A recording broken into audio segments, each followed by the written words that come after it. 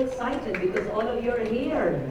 I'm not reading my speech as always. Whenever I'm inspired and I'm excited, I just entered, I'm not kidding, I entered the room and it's full of positive energy because all of us, like-minded and similarly souled, if there's such a name, or soulmates are present here today.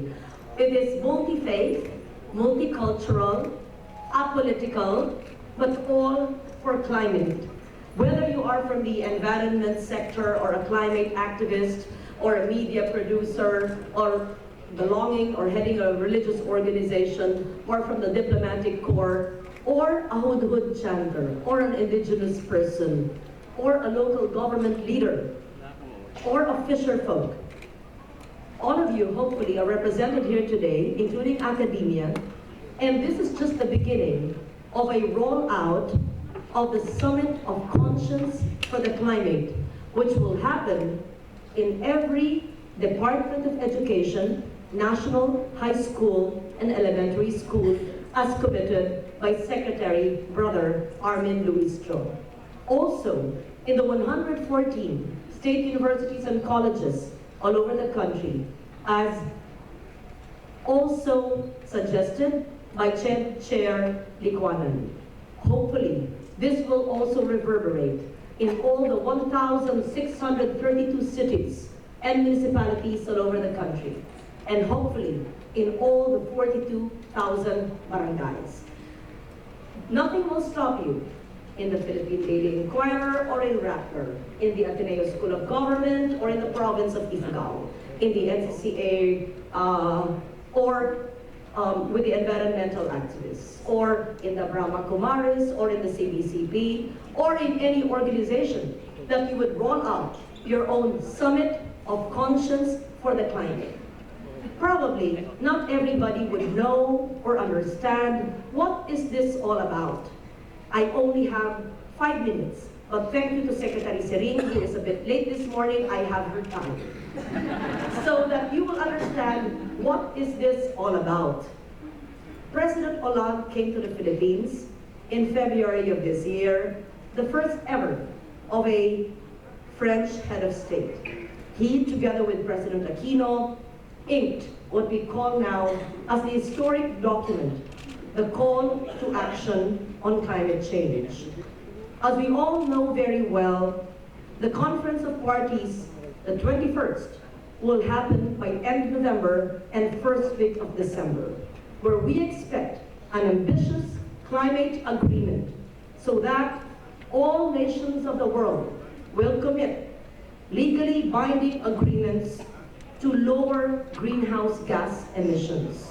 This is the most historic, the most important document and agreement that will and should save our planet, save the lives of each and every individual breathing his or her life here on Earth. What is this summit all about? This is the beginning of a rollout towards the direction of COP21. Last July, President Hollande, through his planet advisor, Nicolas Hulot, who was with him in February, decided to convene a Summit of Conscience for the Climate in Paris. I was humbled to have been selected to represent the Philippines as chair of the Senate Committee on Climate Change and Environment and Cultural Communities, and also as UNISDR Asia Pacific Champion for Disaster Risk Reduction and Climate Change Adaptation.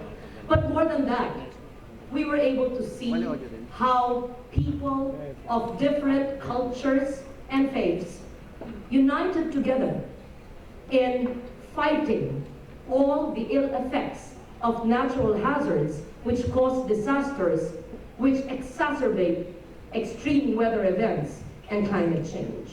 And so, on a similar stage like this, in the presence of Sigolene Royal and Nobel laureates and former Senate and former Secretary General Kofi Annan and former Prime Minister Mary Robinson and many others whom you can just Google in the Paris summit, I declare that the Philippines will be the first nation who will roll out the Summit of Conscience. And why not the Philippines? Or why the Philippines? Yes, because we care. And why do we care? Because Ondoy happened in 2009. Because Pablo happened in 2011. Because Sendong happened in Region 10. And because Yolanda happened in November 8 of 2013. And because it continues to happen. And why does it happen? Because of apathy, of business as usual, of I do not care. Do we segregate our garbage at source? Are we on the shift to renewables? Are banks lending to RE? Are we protecting our forests? Why are we killing Pamana? Why are we doing unsustainable forms of consumptive and extractive industries? Why are we allowing the Clean Air Act to be violated? Why are we allowing the Clean Water Act not to be implemented efficiently and effectively? Why are we not segregating waste at source, recycling, and composting? Why are we, despite the fact that we are a major non-emitter, not doing mitigation, and some people just push for adaptation? We must do mitigation even if we are not a major emitter, because mitigation is a function of adaptation, and because it makes good environmental, health, economic, and business sense to mitigate as well as to do adaptation. And so, for all these reasons, because we are a vulnerable nation, because the women and the children, because the people who live in the margins of society, because it is those who are most vulnerable in life, the poor rural folks, the fisher folks, our farmers who are beset by El Nino. It is the disabled or the differently abled. It is the elderly and our senior citizens. It is our indigenous peoples. It is those who are already born vulnerable and at the margins of society, who are most vulnerable to these natural hazards and climate change. And so you ask me, why are we here today? You ask me, why do I care? For all the reasons I already cited, that is the reason why I care. And I deeply and truly appreciate the presence of everyone present here today to lend your voice, to lend your wisdom, to share your experience, and to be one with us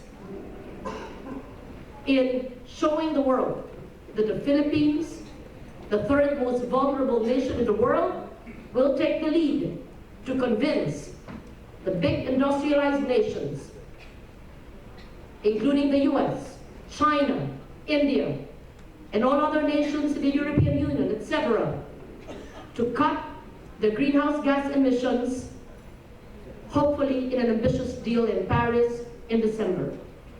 And this is an issue which, please help me communicate to the masses, to the public, to everyone. Amidst all the political talk and political posturing, amidst so much challenges in our society today, climate and DRR should be at the center of our governance. Also today, on this very special occasion, as we roll out the Summit of Conscience for the Climate, in celebration of the International Day for Disaster Reduction on October 13. The UNISDR, the UN organization that I have been working for and working with since 2007 on a pro bono capacity, will award the people of Ifugao for their indigenous knowledge systems. And so, And so today, we not just remember, but we praise and recognize and give due recognition to those who embrace climate as their way of life. I've said too much. I was just supposed to speak for 3 minutes, but I am just so enthused and grateful and humbled by your presence. And I'm just so happy. I see my soulmates in environment, and my soulmates in art and culture, and my soulmates in DRR and in diplomacy present here today. Thank you very much.